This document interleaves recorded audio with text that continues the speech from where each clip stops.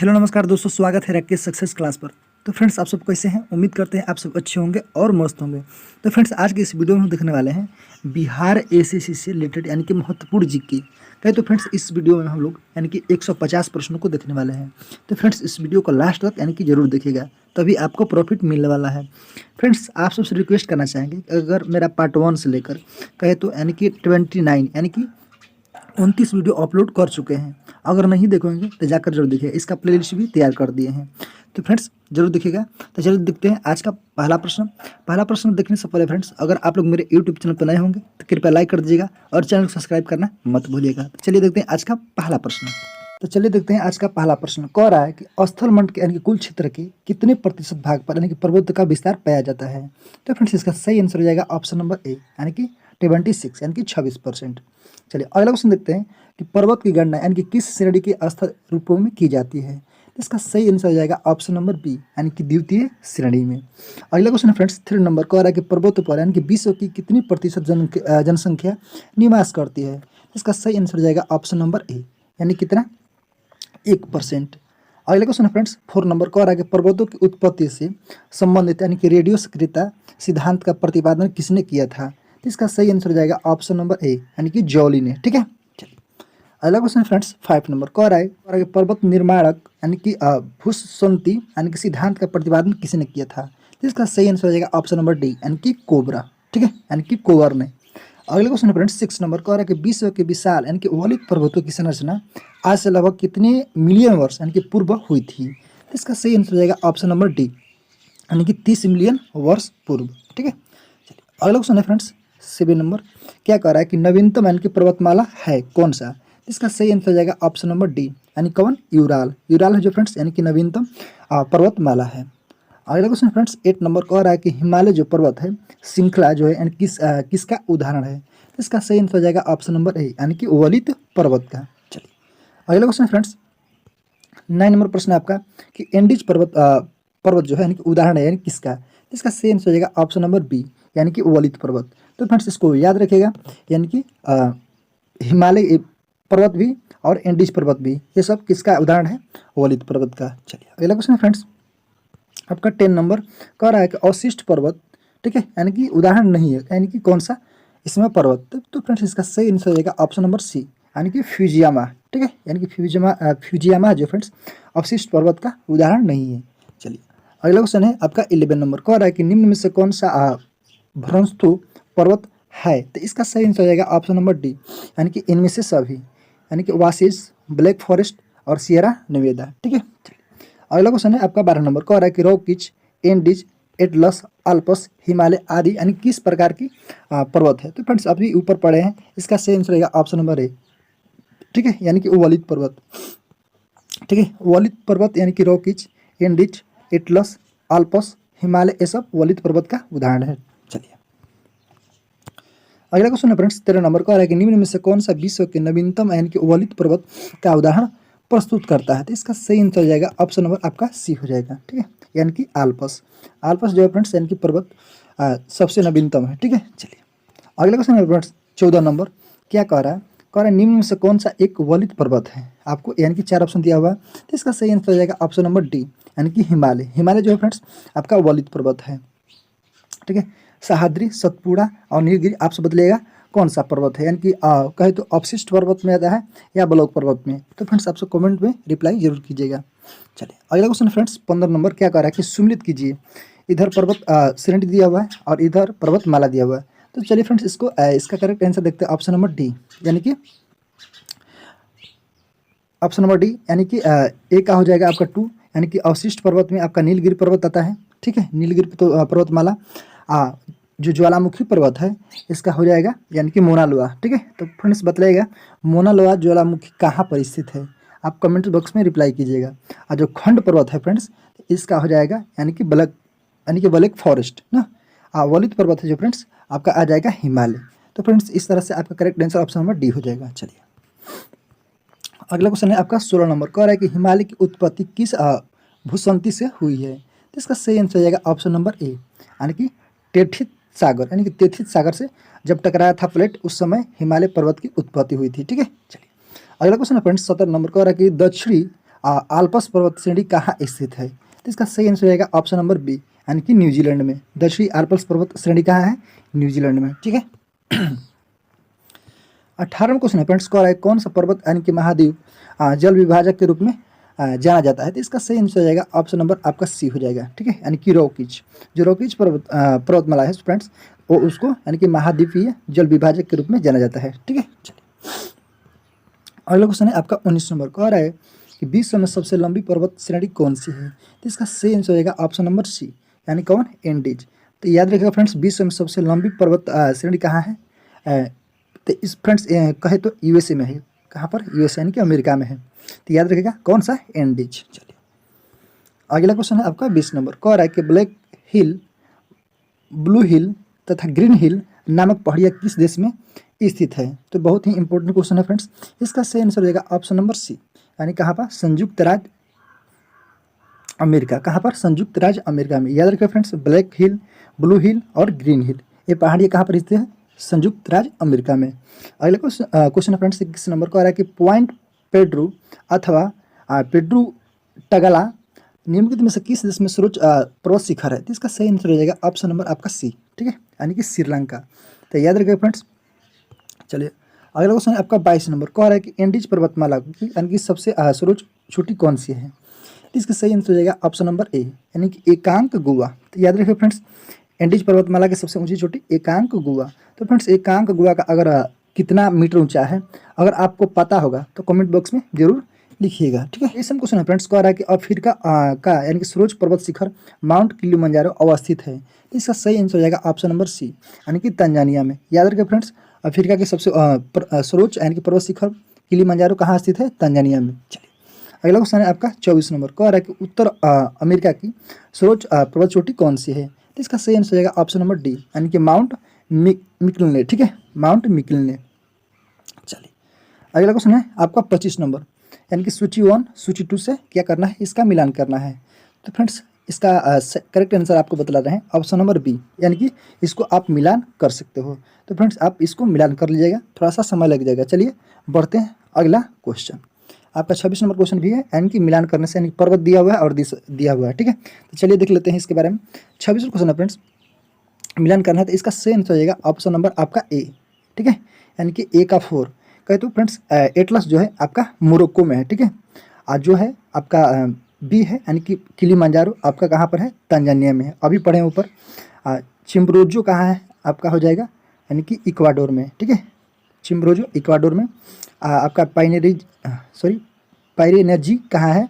तो इसका सही आंसर हो जाएगा ऑप्शन नंबर ए, यानी कि फ्रांस स्पेन, यानी कि डी का हो जाएगा 1। ठीक है, तो इस तरह से आपका correct answer option number A हो जाएगा। ठीक है, 27वां क्वेश्चन है फ्रेंड्स, फ्रांस तथा स्पेन के बीच सीमा बनाने वाला पर्वत कौन सा है? तो इसका सही आंसर हो जाएगा ऑप्शन नंबर आपका डी हो जाएगा, यानी कि पेरिनीज। ठीक है, चलिए अगला क्वेश्चन है फ्रेंड्स 28 नंबर, क्या कह रहा है कि यूरोप में आल्प्स, उत्तरी अमेरिका में रॉकीज, दक्षिणी अमेरिका में एंडीज किसका उदाहरण है? तो फ्रेंड्स इसका सही आंसर हो जाएगा ऑप्शन नंबर ए, यानी कि वलित पर्वत का। ठीक है, तो याद रखिए फ्रेंड्स, आल्प्स, रॉकीज और एंडीज ये सब, और हिमालय ये सब कहाँ का किस पर्वत का उदाहरण है? वलित पर्वत का। ठीक है, चलिए अगला क्वेश्चन है फ्रेंड्स 29 नंबर, कह रहा है कि निम्नलिखित में से कौन सा सुमिलित नहीं है? देखिए कौन सा सुमिलित नहीं है, इसका सही आंसर हो जाएगा ऑप्शन नंबर आपका सी हो जाएगा। ठीक है, एल्ब्रुस। एल्ब्रुस जो है फ्रेंड्स एशिया में नहीं है, तो कहाँ है? आप कमेंट में रिप्लाई जरूर कीजिए। चलिए अगला क्वेश्चन है 30 नंबर का है कि निम्न में से कौन सा पर्वत श्रेणी विश्व में सबसे बड़ी है? तो इसका सही आंसर हो जाएगा ऑप्शन नंबर बी, यानी कि एंडीज। एंडीज जो पर्वत फ्रेंड्स यानी कि विश्व में सबसे बड़ी है। ठीक है, एंडीज की सबसे ऊंची चोटी कौन सा है? एकांक गुआ। ठीक है, चलिए अगला क्वेश्चन है फ्रेंड्स 31 नंबर का है कि स्थल मंडल के कुल क्षेत्रफल के कितने प्रतिशत भाग पर यानी कि पठार का विस्तार पाया जाता है? तो इसका सही आंसर हो जाएगा ऑप्शन नंबर सी, यानी कि 33%। अगला क्वेश्चन है फ्रेंड्स 32 नंबर का है कि पठारी क्षेत्रों में विश्व की कितनी प्रतिशत जनसंख्या निवास करती है? इसका सही आंसर है ऑप्शन नंबर बी, यानी कि 9%। 33 नंबर क्वेश्चन है फ्रेंड्स का है कि पठारी क्षेत्रों में निम्न में से कौन सा खनिज जो है यानी कि नहीं पाया जाता है? इसका सही आंसर हो जाएगा ऑप्शन नंबर सी, यानी कि खनिज तेल। अगला क्वेश्चन है आपका 34 नंबर का है कि जो पठार यानी कि चारों ओर यानी से पर्वतमालाओं द्वारा यानी कि घिरे होते हैं, यानी कि उसको क्या कहलाते हैं? वो क्या कहलाते हैं? इसका सही आंसर हो जाएगा ऑप्शन नंबर सी, यानी कि अंतर पर्वतीय पठार। ठीक है। 35वां क्वेश्चन फ्रेंड्स कह रहा है कि पर्वतों के पदों अर्थात किसी पर्वत के सहारे यानी कि स्थित पठार को क्या कहा जाता है? तो इसका सही आंसर ऑप्शन नंबर बी, यानी कि पर्वत पदीय पठार। ठीक है। चलिए अगला क्वेश्चन है आपका 36 नंबर कह रहा है कि निम्न में से किस पठार को यानी कि अंतर पर्वतीय पठार के श्रेणी में नहीं रखा जाता है? तो इसका सही आंसर है ऑप्शन नंबर डी, यानी कि छोटा नागपुर का पठार का। ठीक है। तो फ्रेंड्स इसको कहाँ देखने को मिलेगा? झारखंड में। ठीक है। चलिए अगला क्वेश्चन है फ्रेंड्स 37 नंबर कह रहा है कि अंतः पर्वतीय पठार का उदाहरण नहीं है। तो इसका सही आंसर हो जाएगा ऑप्शन नंबर सी, यानी कि पेंटागोनिया का पठार। ये अंतः पर्वतीय श्रेणी के पठार में नहीं आता है। ठीक है। चलिए अगला क्वेश्चन फ्रेंड्स 38 नंबर कह रहा है कि निम्न में से कौन सा एक पर्वत पदीय पठार है? तो इसका सही आंसर हो जाएगा ऑप्शन नंबर आपका बी हो जाएगा। ठीक है। यानी कि पेंटागोनिया का पठार यह पर्वत पदीय पठार है। ठीक है। चलिए अगला क्वेश्चन फ्रेंड्स 39 नंबर कह रहा है कि मिस्टा का पठार निम्न से किस देश में स्थित है? मिस्टा का पठार, तो फ्रेंड्स इसका सही आंसर हो जाएगा ऑप्शन नंबर सी, यानी कि स्पेन और पुर्तगाल में। चलिए अगला क्वेश्चन है आपका 40 नंबर कह रहा है कि टेलीग्राफिक पठार निम्न में से कहाँ स्थित है? तो इसका सही आंसर हो जाएगा ऑप्शन नंबर सी, यानी कि उत्तरी अटलांटिक महासागर में। 41 क्वेश्चन फ्रेंड्स कह रहे हैं विश्व का सर्वाधिक ऊंचा पठार निम्नलिखित में से कौन सा है? तो इसका सही आंसर हो जाएगा ऑप्शन नंबर आपका सी हो जाएगा, यानी कि तिब्बत का पठार। तो फ्रेंड्स हमारे साथ मिलकर अपना तैयारी को बेहतर बना सकते हैं। बिहार एसीसी हो या दरोगा हो या एसीसी जीडी हो, फ्रेंड्स कोई भी स्टैटिक जीके से रिलेटेड यानी जो भी एग्जाम है ठीक हो जाएगा। ठीक है। तो फ्रेंड्स आप इस चैनल को बराबर देखते रहिएगा। चलिए बढ़ते हैं 41वां क्वेश्चन फ्रेंड्स कह रहा है कि विश्व का सर्वाधिक ऊंचा पठार यानी कि निम्नलिखित में से कौन सा है? तो इसका सही आंसर हो जाएगा ऑप्शन नंबर आपका सी हो जाएगा, यानी कि तिब्बत का पठार। ठीक है। 42वां क्वेश्चन फ्रेंड्स कह रहा है कि पुटवार पठार निम्न में से कौन सा देश में स्थित है, यानी किस देश में स्थित है? तो फ्रेंड्स इसका सही आंसर हो जाएगा ऑप्शन नंबर आपका हो जाएगा डी, यानी कि पाकिस्तान में। तो फ्रेंड्स याद रखिएगा पुटवार पठार कहाँ है? पाकिस्तान में।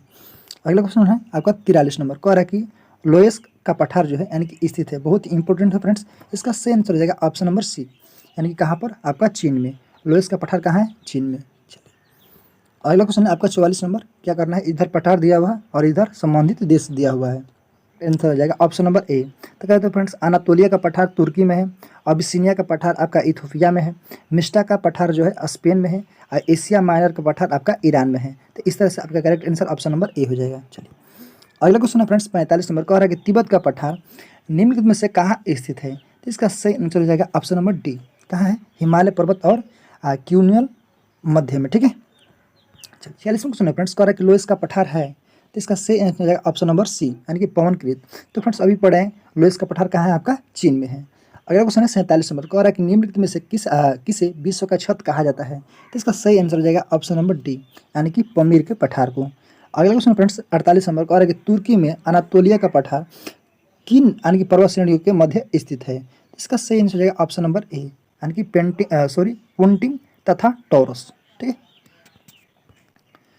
49वां क्वेश्चन फ्रेंड्स कह रहा है कि रांची का पठार निम्नलिखित में से क्या है? तो इसका सही आंसर हो जाएगा ऑप्शन नंबर बी, यानी कि एक उचित पेनी प्लेन। ठीक है। चलिए अगला क्वेश्चन है आपका 50 नंबर कह रहा है कि बोलबिया के पठार पर यानी कि निम्नलिखित में से किस धातु का सर्वाधिक उत्खनन किया जाता है? तो इसका सही आंसर हो जाएगा ऑप्शन नंबर सी, यानी कि टीन का। तो याद रखिए फ्रेंड्स 51वां क्वेश्चन है कह रहा है कि स्थल मंडल के कुल क्षेत्रफल के कितने प्रतिशत यानी कि भूभाग पर मैदान का विस्तार पाया जाता है? तो इसका सही आंसर हो जाएगा ऑप्शन नंबर सी, यानी कि 41%। चलिए अगले क्वेश्चन है आपका 52 नंबर कह रहा है कि मैदान की गणना यानी कि किस श्रेणी के स्थल रूपों में की जाती है? तो इसका सही आंसर हो जाएगा ऑप्शन नंबर बी, यानी कि द्वितीय श्रेणी। चलिए अगला क्वेश्चन है आपका विश्व में उत्पन्न होने वाली फसलों तथा यानी कि खदान वस्तुओं के लगभग कितना प्रतिशत भाग यानी कि मैदान में उपजाए जाते हैं? तो इसका सही आंसर रहेगा ऑप्शन नंबर सी, यानी कि 85%। अगला क्वेश्चन है आपका 54 नंबर कह रहा है कि विश्व के कुल यानी कि जनसंख्या का कितना प्रतिशत हिस्सा यानी कि मैदान निवास करता है, यानी कि मैदानों में निवास करता है? तो फ्रेंड्स इसका सही आंसर रहेगा ऑप्शन नंबर डी, यानी कि 90%। 55वां क्वेश्चन फ्रेंड्स कह रहा है कि निम्नलिखित में से किस स्थल के रूप में यानी कि सभ्यता का पालन कहा जाता है? इस स्थल के रूप को यानी कि सभ्यता का पालन कहा जाता है? तो इसका सही आंसर रहेगा ऑप्शन नंबर डी, यानी कि मैदान। ठीक है। अगला क्वेश्चन है आपका 56 नंबर क्या कह रहा है कि उत्तरी पश्चिम चीन का जो लोएस का मैदान है किस प्रकार के जमाव से बना है? तो इसका सही आंसर ऑप्शन नंबर बी, यानी कि रेत और धूल कण के जमाव से। चलिए 57वां क्वेश्चन फ्रेंड्स कह रहा है कि पवन अपर्दित यानी कि मैदान में यंत्र तंत्र पाए जाने वाले प्रतिरोधी चट्टानों के अवशेष को यानी कि टीलों को क्या कहा जाता है? इसका सही आंसर हो जाएगा ऑप्शन नंबर बी, यानी कि इनसेल बर्ग। ठीक है, यानी कि इनसेल बर्ग। चलिए अगला क्वेश्चन है आपका 58 नंबर। कह रहा है कि क्रस्ट यानी कि जो मैदानों में यानी कि यत्र तत्र स्थित यानी कि अवशिष्ट टीलों को क्या कहा जाता है? तो इसका सही आंसर हो जाएगा ऑप्शन नंबर सी, यानी क्या?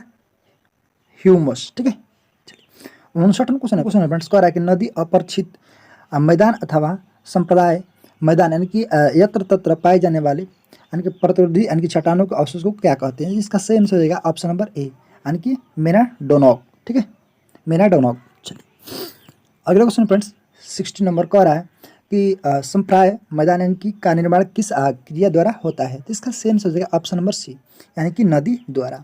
अगला क्वेश्चन है आपका 61 नंबर। कह रहा है कि पेडी प्लेन मैदान का निर्माण किस क्रिया द्वारा होता है? तो इसका सही आंसर हो जाएगा ऑप्शन नंबर बी, यानी कि इसके द्वारा? पवन द्वारा।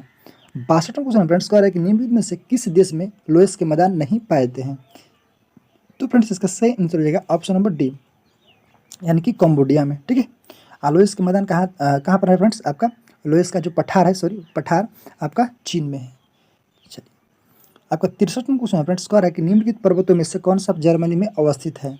किसका सही आंसर होगा ऑप्शन नंबर ए, यानी कि ब्लैक फॉरेस्ट। इसको याद रखिएगा फ्रेंड्स।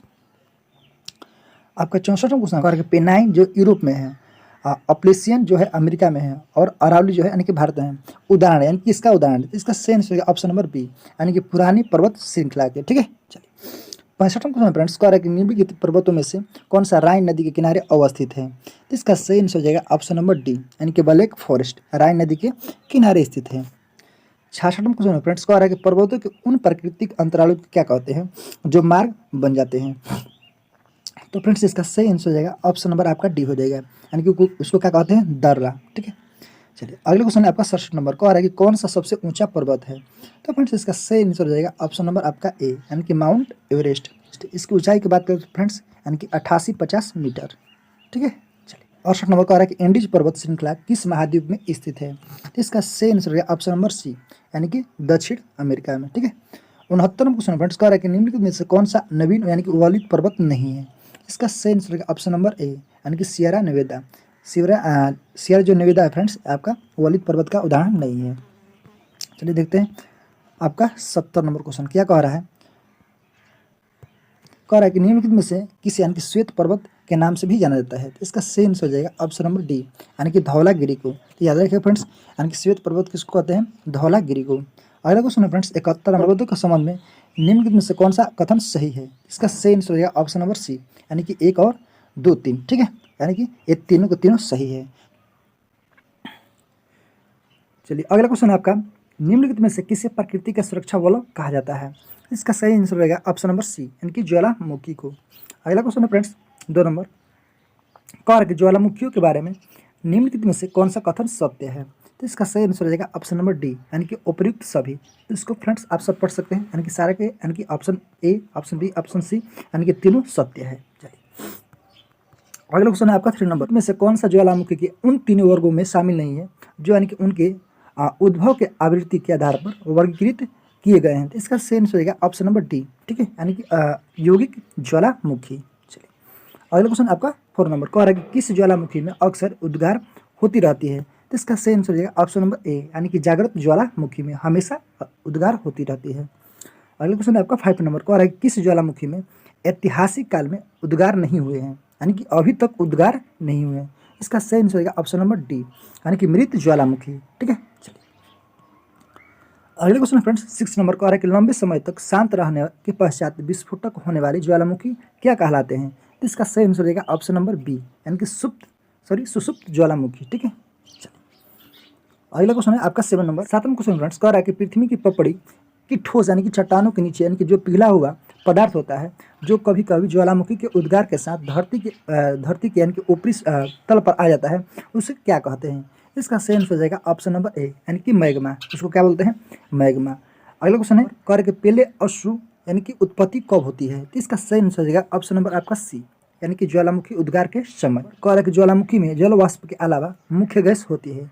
इसका सही आंसर रहेगा ऑप्शन नंबर सी, यानी कि CO2, H2 और N2। ठीक है, चलिए अगला क्वेश्चन है आपका कह रहा है कि ज्वालामुखी उद्गार के यानी कि फलस्वरूप प्राप्त यानी कि लावा धरातलीय चट्टानों के टुकड़े यानी कि को शामिल रूप से क्या कहा जाता है? इसका सही आंसर हो जाएगा ऑप्शन नंबर ए यानी कि पायरोक्लास्ट। 11वां क्वेश्चन है फ्रेंड्स, कह रहा है क्रेटर तथा कैल्डेरा स्थलाकृतियों यानी कि निम्नलिखित में से किससे संबंधित है? तो इसका सही आंसर हो जाएगा ऑप्शन नंबर आपका बी हो जाएगा यानी कि ज्वालामुखी क्रिया से। चलिए 12वां क्वेश्चन है फ्रेंड्स, कह रहा है कि निम्नलिखित में से कौन से स्थलाकृति यानी कि ज्वालामुखी क्रिया से संबंधित नहीं है? इसका सही आंसर हो जाएगा ऑप्शन नंबर डी यानी कि फ्योर्ड। ठीक है, अगला क्वेश्चन आपका 13 नंबर, कह रहा है क्वेश्चन फ्रेंड्स, कह रहा है किस स्थलाकृति का निर्माण ज्वालामुखी क्रिया से नहीं होती है? इसका सही आंसर हो जाएगा ऑप्शन नंबर डी यानी कि विसर्प। ठीक है, अगला क्वेश्चन फ्रेंड्स 14 नंबर, कह रहा है कि डाइक क्या है? इसका सही आंसर हो जाएगा ऑप्शन नंबर बी यानी कि ज्वालामुखी निर्मित आंतरिक स्थलाकृति। आपका 15वां क्वेश्चन फ्रेंड्स, कह रहा है कि कैल्डेरा संबंधित है यानी किससे? तो इसका सही आंसर हो जाएगा ऑप्शन नंबर सी यानी कि ज्वालामुखी से। अगला क्वेश्चन आपका 16 नंबर, कह रहा है कि वह कौन सा महाद्वीप है जहाँ एक भी यानी कि ज्वालामुखी नहीं है? इसका सही आंसर हो जाएगा ऑप्शन नंबर ए यानी कि ऑस्ट्रेलिया, वहाँ पर एक भी ज्वालामुखी नहीं है।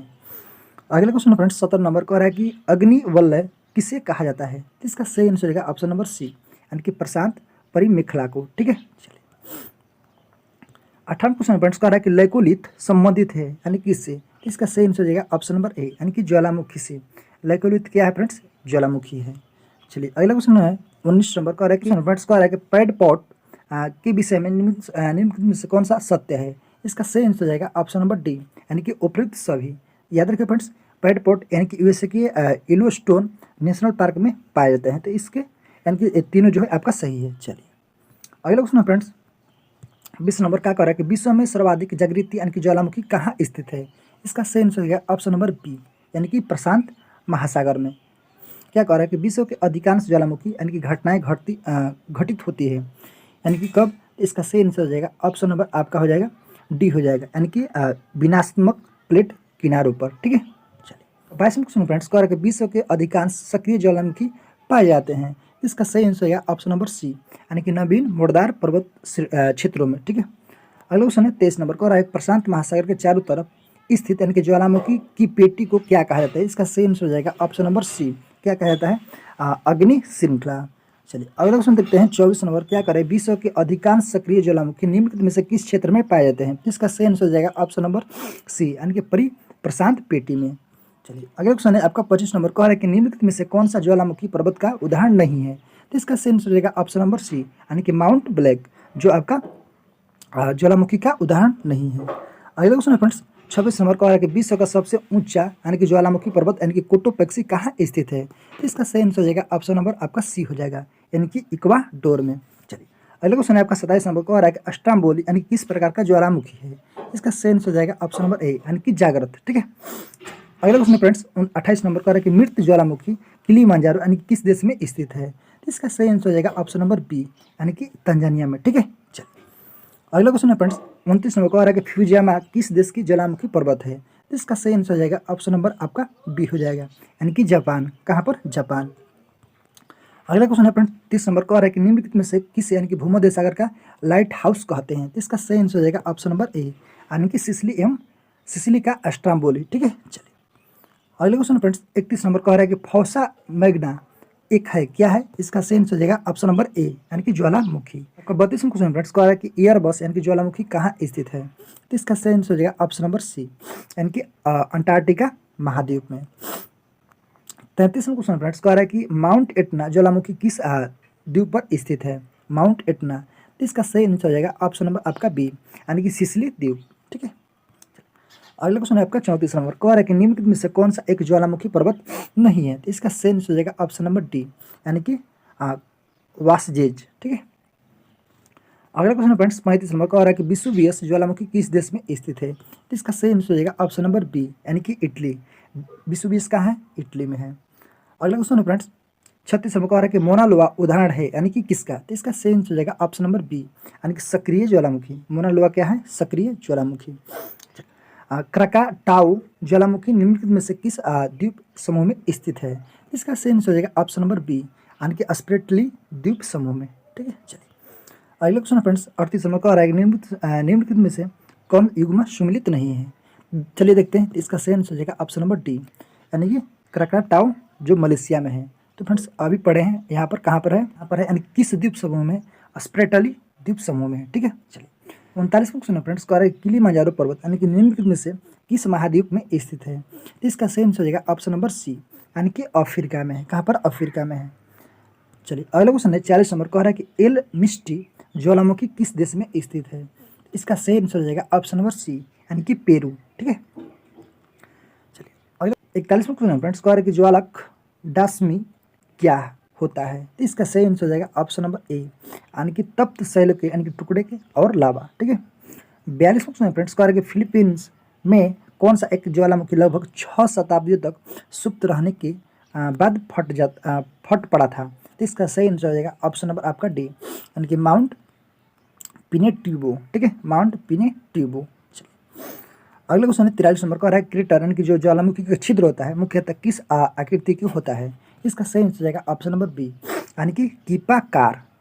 अगला क्वेश्चन है 44 नंबर का, कि निम्नलिखित में से कौन सी ज्वालामुखी जो है यानी कि उद्भेदन के समय नहीं निकलती है। इसका सही आंसर हो जाएगा ऑप्शन नंबर ए, यानी कि ऑक्सीजन। ठीक है, 45वां क्वेश्चन फ्रेंड्स, कह रहा है कि ज्वालामुखी के उद्गार के समय निकलने वाली गैसों को यानी कि जल वाष्प की मात्रा कितनी होती है। तो इसका सही आंसर हो जाएगा ऑप्शन नंबर डी, कितना होता है, 80 से 90%। चलिए अगला क्वेश्चन 46 नंबर का, विश्व का सर्वाधिक ज्वालामुखी वाला क्षेत्र कौन सा है। इसका सही आंसर हो जाएगा ऑप्शन नंबर ए, यानी कि फिलिपाइन द्वीप समूह।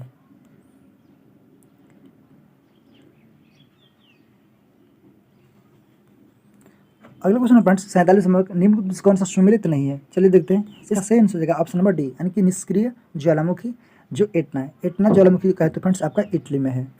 चलिए अगला क्वेश्चन फ्रेंड्स 48 नंबर, कह रहा है कि अस्टाम्बोली ज्वालामुखी कहाँ स्थित है। तो इसका सही आंसर हो जाएगा ऑप्शन नंबर आपका सी हो जाएगा, यानी कि लिपारी द्वीप में। अस्टाम्बोली कहाँ है, लिपारी द्वीप में। 49वां क्वेश्चन फ्रेंड्स, कह रहा है कि निम्नलिखित में से कौन सा विश्व का सबसे ऊंचा ज्वालामुखी पर्वत है। तो इसका सही आंसर हो जाएगा ऑप्शन नंबर डी, यानी कौन सा, आपका माउंट कोटोपैक्सी। चलिए आपका कहाँ पर है फ्रेंड्स, आपका इक्वाडोर में है। चलिए अगले क्वेश्चन फ्रेंड्स 50 नंबर, कह रहा है कि माउंट एरेबस यानी कि ज्वालामुखी निम्नलिखित में से किस महाद्वीप में स्थित है। इसका सेम हो जाएगा ऑप्शन नंबर सी, यानी कि अंटार्कटिका महाद्वीप।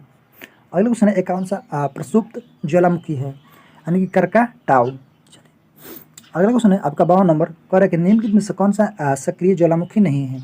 इसका सही आंसर हो जाएगा ऑप्शन नंबर बी, यानी कि किलिमांजारो जो कि सक्रिय ज्वालामुखी नहीं है। अगला क्वेश्चन है फ्रेंड्स 53 नंबर, निम्नलिखित में से कौन सा मृत ज्वालामुखी नहीं है। इसका सही आंसर होगा ऑप्शन नंबर सी, यानी कि मोना लोआ।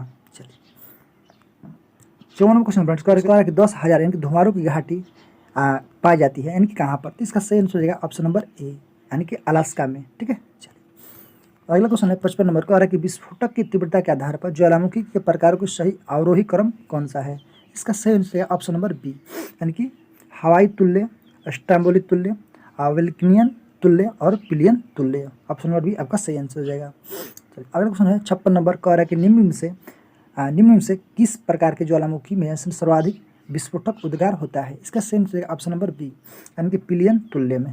चलिए अगला क्वेश्चन फ्रेंड्स 57 नंबर, कह रहा है कि पिल्ले के बाल का संबंध निम्नलिखित में से किस प्रकार के ज्वालामुखी से है। तो इसका सही आंसर हो जाएगा ऑप्शन नंबर सी, यानी कि हवाई तुल्य। ठीक है, अगला क्वेश्चन है 58 नंबर, कह रहा है कि निम्न में से किस प्रकार की ज्वालामुखी की आकृति गोभी के फूल जैसी होती है। तो इसका सही आंसर हो जाएगा ऑप्शन नंबर आपका ए, यानी कि वल्किनियन तुल्य। ठीक है, यानी कि गोभी के आकार की तरह होता है। 59वां क्वेश्चन फ्रेंड्स, कह रहा है कि निम्नलिखित में से किस प्रकार के ज्वालामुखी यानी कि पिलियन तुल्य ज्वालामुखी भी कहा जाता है। इसका सही आंसर हो जाएगा ऑप्शन नंबर बी, यानी कि विसुवियस तुल्य। ठीक है, 60वां क्वेश्चन फ्रेंड्स, कह रहा है कि पृथ्वी की सतह के यानी कि नीचे द्रवित शैल कहलाता है। तो इसका सही आंसर हो जाएगा ऑप्शन नंबर डी, यानी कि मैग्मा। ठीक है, अगला क्वेश्चन फ्रेंड्स 61 नंबर, कह रहा है कि रिंग ऑफ फायर को आप निम्नलिखित में से किस महासागर से संबंध करेंगे। तो इसका सही आंसर हो जाएगा ऑप्शन नंबर डी। ठीक है, यानी कि प्रशांत महासागर। चलिए अगला क्वेश्चन है 62 नंबर, कह रहा है कि ज्वालामुखी की सक्रियता यानी कि अधिक पाई जाती है, इसमें कौन। तो इसका सही आंसर हो जाएगा ऑप्शन नंबर बी, यानी कि जापान में। ज्वालामुखी की सक्रियता सबसे अधिक पाई जाती है जापान में। अगला क्वेश्चन है आपका 63 नंबर, कह रहा है कि संसार का सर्वाधिक सक्रिय ज्वालामुखी कौन सा है। तो इसका सही आंसर होगा ऑप्शन नंबर सी, यानी कि किलायु, यानी कि संसार का सबसे सक्रिय ज्वालामुखी। फ्रेंड्स कह रहा है कि हाल ही के दिनों में सबसे विनाशकारी ज्वालामुखियों में से किलायु जो है ज्वालामुखी रहा, यह कहाँ स्थित है किलाउ। तो फ्रेंड्स इसका सही आंसर हो जाएगा ऑप्शन नंबर ए, यानी कि हवाई द्वीप में। कहाँ पर है किलाउ, हवाई द्वीप में। 65वां क्वेश्चन फ्रेंड्स, निम्नलिखित में से कौन सा ज्वालामुखी के सबसे विस्फोटक यानी प्रकार का उदाहरण है? इसका सही आंसर जाएगा ऑप्शन नंबर सी यानी काल्डेरा ज्वालामुखी। तो फ्रेंड्स आज का लास्ट प्रश्न है, कह रहा है कि ज्वालामुखी विस्फोटक किस पेटी में सर्वाधिक है? इसका सही आंसर हो जाएगा ऑप्शन नंबर बी यानी कि परिप्रशांत महासागरीय। तो फ्रेंड्स आज का प्रैक्टिस सेट आपको कैसा लगा? ठीक है, ये जीके पढ़ के आपको कैसा अनुभव हुआ कमेंट बॉक्स में जरूर लिखिएगा। आप फ्रेंड्स अगर अच्छा लगा तो कृपया लाइक कर दीजिएगा और चैनल को सब्सक्राइब करना मत भूलिएगा। तो फ्रेंड्स फिर मिलते हैं एक नई वीडियो में एक नए जोश के साथ। आज के लिए जय हिंद जय भारत।